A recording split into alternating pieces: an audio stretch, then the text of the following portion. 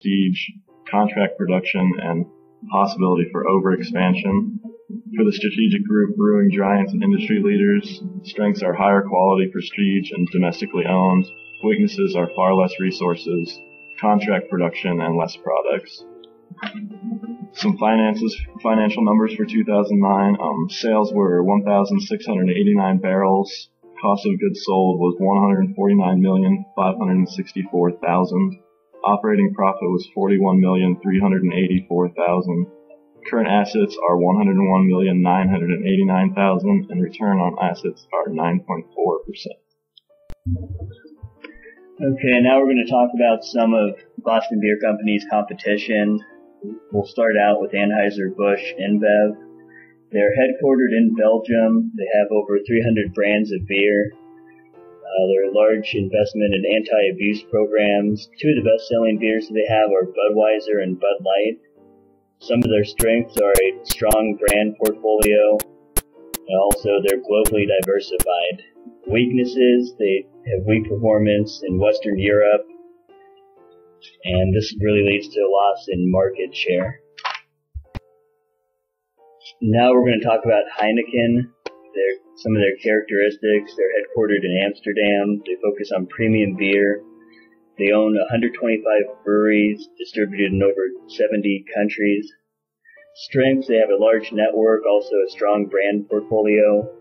Weaknesses, you can see they have a declining margins. Now on to Molson Coors Brewing Company. They're headquartered in Colorado. They operate primarily in the U.S., Canada, and United Kingdom. They have a range of high-end to low-end brand beers. Strengths, they have a strong industry position and robust financial performance. Weakness, they have a dependence on very few products. Constellation Brands is the next company. They're headquartered in New York. They operate mainly in the United States, UK, Australia, and New Zealand.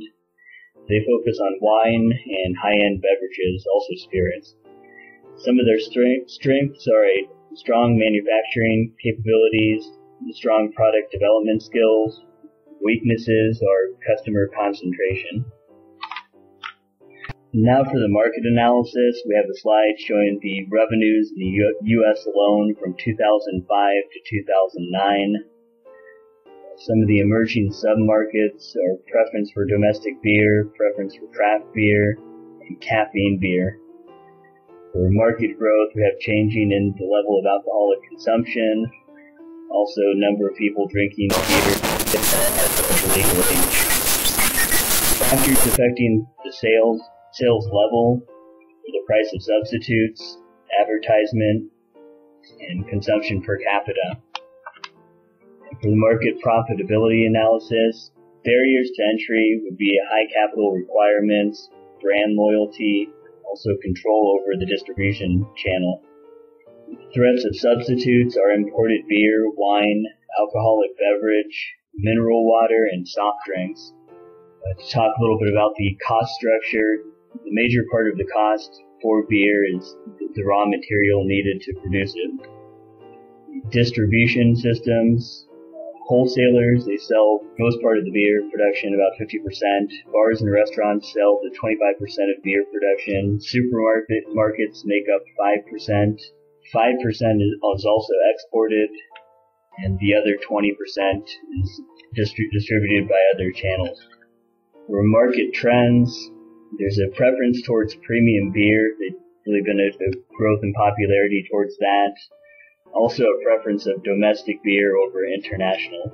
Key success factors for BBC would be economies of scale, product quality, brand recognition, introduction of new products, control in the distribution channel, and awareness and loyalty. For an environmental analysis, some of the demographic trends are a shift in market from young, upscale white males to middle-class households. Individuals are more interested in the quality of beer rather than the price. Their social culture influences are growing prosperity in the market and more leisure time. Here we have some of the technological developments. Craft beer can now be mass-produced. Also, craft beer can now be exported globally rather than consumed locally or regionally. For the macroeconomic impacts, large companies are buying out small companies. Also, large companies producing boutique brews are too competitive for small craft beer companies. Now, some of the political legal pressures.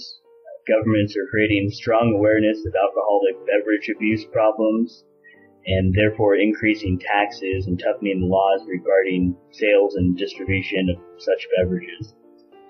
Global trade issues. The U.S. exports to over 100 countries. However, many of these countries have existing strong markets already. And with the popularity of foreign beer, many American companies have signed exclusive contracts with foreign producers to manufacture their products.